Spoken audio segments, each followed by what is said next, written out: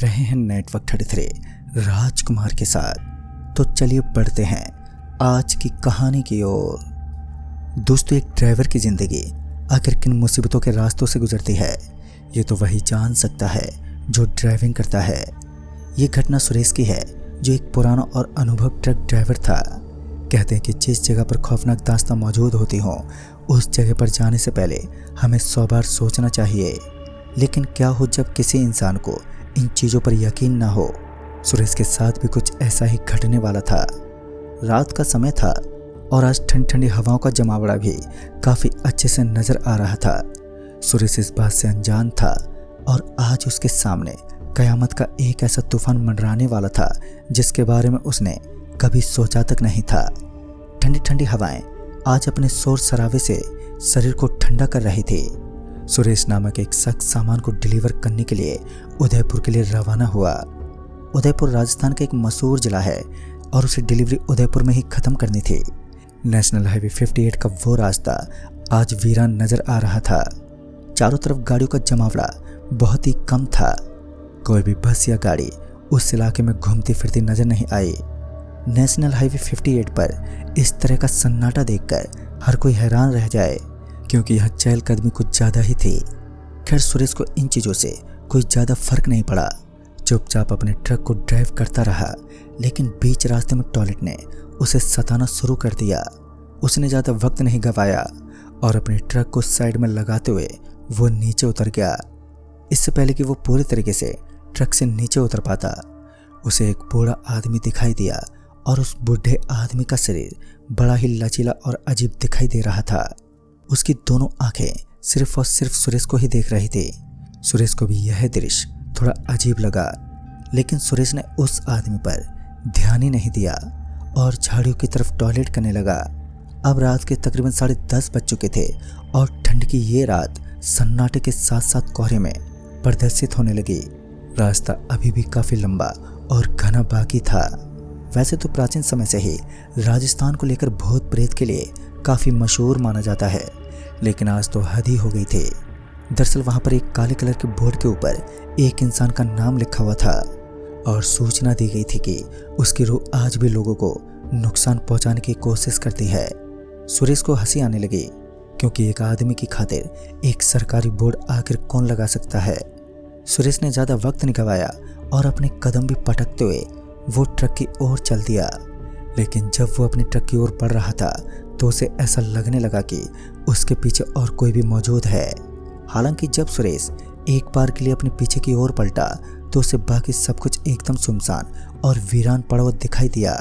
राजस्थान की इस रोड के करीब चारों तरफ लंबे और घने आकार के वृक्ष खड़े थे और साथ ही उन पेड़ों के बगल में छोटी छोटी और कांटेदार झाड़ियां भी बनी हुई थी। और इतने में ही सुरेश के ट्रक का दरवाजा अपने आप ही खुल गया।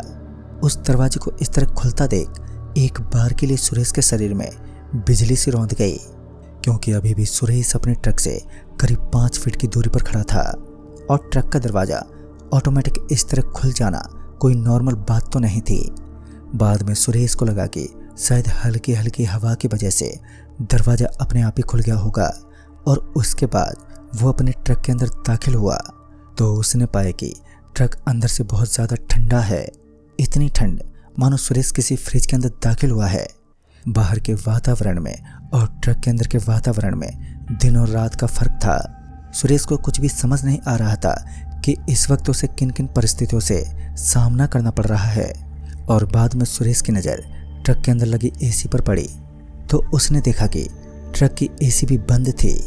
इतनी ठंड के पीछे का क्या कारण हो सकता था, यही सब सोचते हुए सुरेश ना चाहते हुए भी ट्रक से नीचे उतर गया और सभी दरवाजों को खोल दिया, क्योंकि ट्रक में ठंड का जमावड़ा बेहद ही ज़्यादा था। सुरेश अभी अपने ट्रक से नीचे उतरा ही था कि उसकी नज़र बरगद के एक पेड़ पर गई, जिसका आकार बहुत ही ज़्यादा था। उसे उस पेड़ के ऊपर कोई बैठा हुआ दिखाई दिया। उस पेड़ के ऊपर देखकर ऐसा ही लग रहा था मानो कोई आदमी अपने बच्चे के साथ उस पेड़ की एक शाखा पर बैठा है।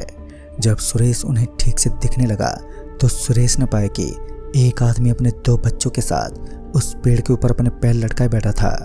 ये देखकर सुरेश का दिमाग घूम गया। उसे यकीन ही नहीं हो रहा था कि इतनी ऊंची शाखा पर वो आदमी अपने मासूम बच्चों के साथ क्या कर रहा है। और इतने में उनमें से एक बच्चा उस पेड़ की शाखा से नीचे गिर पड़ा और वो चिल्लाते हुए एक गड्ढे में गिर गया। ये देखकर सुरेश एक पल के लिए हिलसा गया था।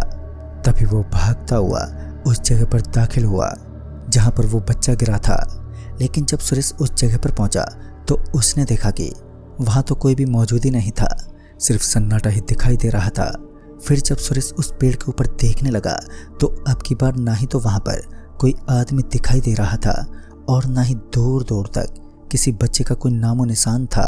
सुरेश को समझते ज़्यादा वक्त नहीं लगा कि ये इलाका सच में कुछ अजीब सा है। फिर सुरेश अपने ठंड से भरे ट्रक के अंदर बैठ गया और वहाँ से वो निकलने लगा। लेकिन अब तो ट्रक ने भी ठंड पकड़ ली थी, क्योंकि जब उसने अपने ट्रक को स्टार्ट करने की उसने कोशिश की तो उसकी ट्रक स्टार्ट ही नहीं हुई। सुरेश जल्द से जल्द ट्रक के बोनट के पास पहुंचा और उसे वो चेक करने लगा तो ट्रक के अंदर सब कुछ एकदम सही था। और उसके बाद तो सुरेश भी अब समझ चुका था कि ट्रक ने ठंड पकड़ ली है, क्योंकि यह पूरा इंजन आखिर कब तक साथ दे पाता। थक हार कर सुरेश वापस अपने ट्रक में पहुंचा और उसे स्टार्ट करने की वो कोशिश करने लगा। इस बार उसकी किस्मत ने उसका साथ दिया और ट्रक पहले ही झटके में स्टार्ट हो गई। ट्रक को इस तरह स्टार्ट होता देख सुरेश के दिल में खुशी की लहर दौड़ गई।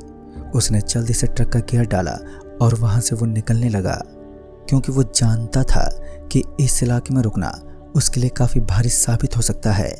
लिहाजा वो ड्राइव करते हुए जल्दी से जल्द निकलना चाहता था।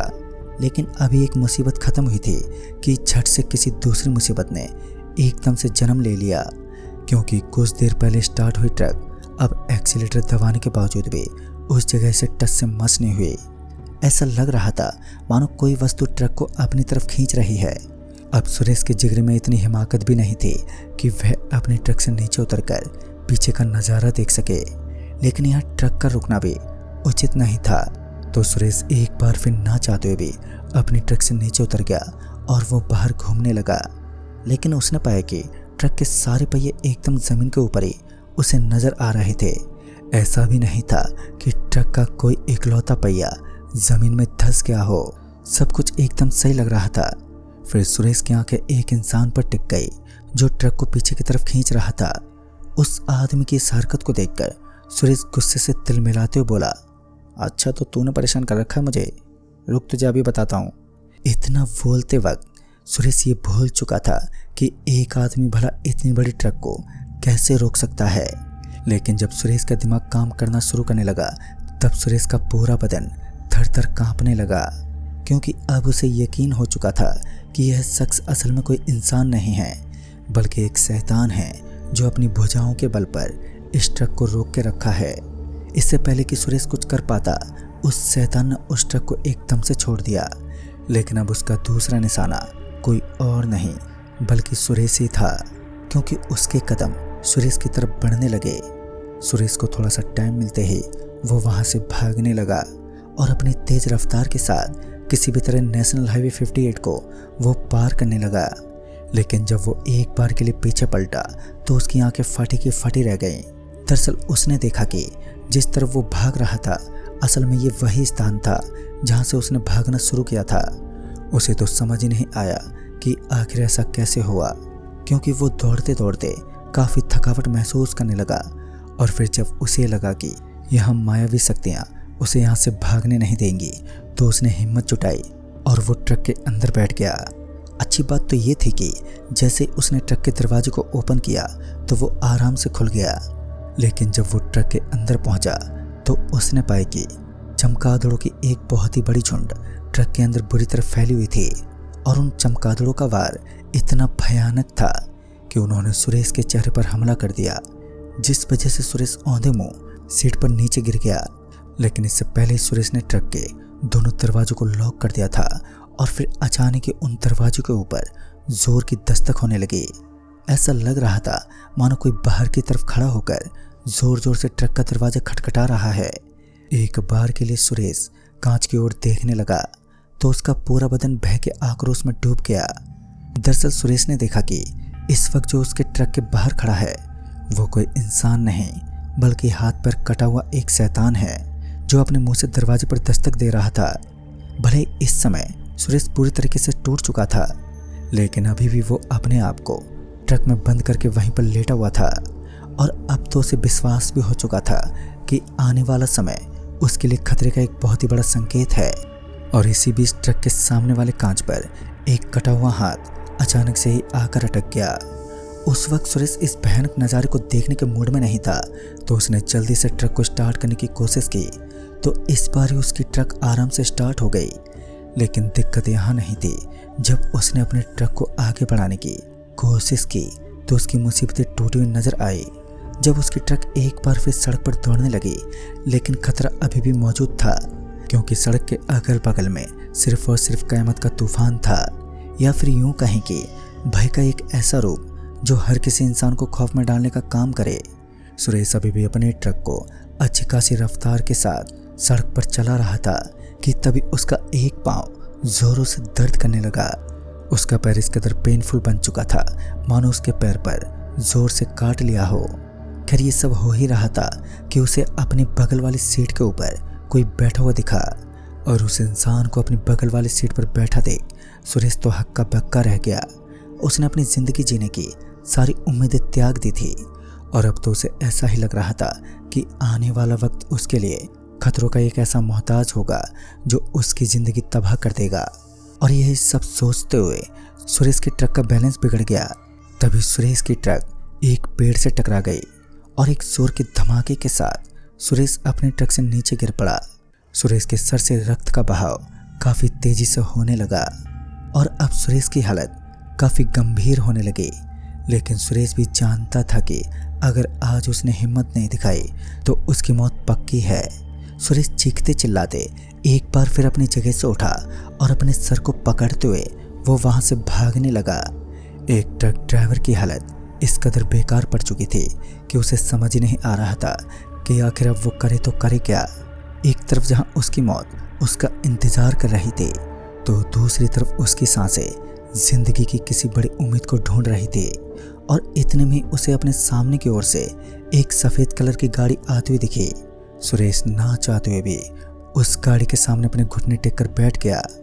उस वक्त सुरेश की हालत बड़ी ही दयनीय थी, जिस वजह से उस गाड़ी वाले ने अपनी दरियादिली दिखाई और गाड़ी का ब्रेक लगाया और फिर वो अपनी गाड़ी से नीचे उतर गया। तो उस गाड़ी वाले के हाथ में एक बड़ी सी लकड़ी नजर आ रही थी। शायद वह भी इस सड़क पर होने वाले हादसे से अच्छी तरह रूबरू था। उसने सुरेश का जल्दी से हाथ पकड़ा और उसे खींचते हुए एक मकान के पास लेकर पहुंच गया। वो मकान देखने में काफी पुराना और खंडर की तरह लग रहा था, लेकिन जब वो दोनों उस कमरे के अंदर पहुंचे तो वह एक आलीशान होटल जैसे रूप में तब्दील हो गया। इतना शानदार नज़ारा देखने के बाद सुरेश की आंखें फटी की फटी रह गई। उसे तो विश्वास ही नहीं हो रहा था कि खंडर की तरह पड़ा ये मकान इतनी जल्दी एक शानदार रूप में कैसे तब्दील हो गया।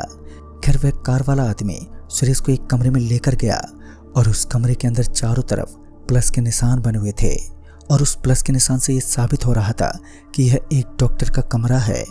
और उसके बाद सुरेश के सर पर एक पट्टी बांधी गई। पता नहीं उस वक्त सुरेश को अचानक ही ऐसा क्या हुआ कि उसकी आंखों के सामने नींद की लहरें आने लगी और उसी वक्त वह नींद के एक गंभीर आक्रोश में डूब गया और एक चैन की नींद लेने लगा। बाद में जब उसने अपनी आंखें खोली तो उसने पाया कि वो एक खाली स्थान पर पड़ा हुआ था, जहां सूर्य अपनी ऊर्जा के साथ धीरे धीरे आसमान में छाने वाला था। और अभी भी सुरेश के सर पर सफ़ेद कलर की एक पट्टी बंधी हुई थी कि इस वक्त वह जिस जगह पर मौजूद है वहाँ कोई भी मकान नहीं है। बाद में सुरेश वहाँ के आसपास मौजूद लोगों से उस मकान के बारे में पूछने लगा तो कुछ लोगों ने बताया कि करीब 2 महीने पहले यहाँ से एक हवेली को उखाड़ दिया गया था। और जब सुरेश की आप बीती के बारे में उन सभी लोगों को पता चला तो उन्होंने बताया कि NH 58 का ये रास्ता इस इलाके में एक खौफनाक सच्चाई का दूसरा नाम है। कहते हैं जो भी ट्रक ड्राइवर या फिर अन्य कोई भी शख्स रात में इस रास्ते पर पैदल घूमने की हिम्मत करता है तो उसे उन बुरी आत्माओं से सामना करना ही पड़ता है जो इंसानों को आघात पहुंचाने की फिराक में रहती हैं। खैर उस दिन सुरेश अपनी अच्छी किस्मत और एक अच्छी आत्मा के बलबूते पर उन बुरी आत्माओं के साए से बच निकला जो उसे किसी भी वक्त मौत के घाट उतार सकती थी। लेकिन कहते हैं ना, जब किस्मत पलटती है तो ज़्यादा वक्त नहीं लगता। कुछ ऐसा ही सुरेश के साथ भी था। तो दोस्तों इस कहानी में बस इतना है। तब तक के लिए बाय एंड टेक केयर।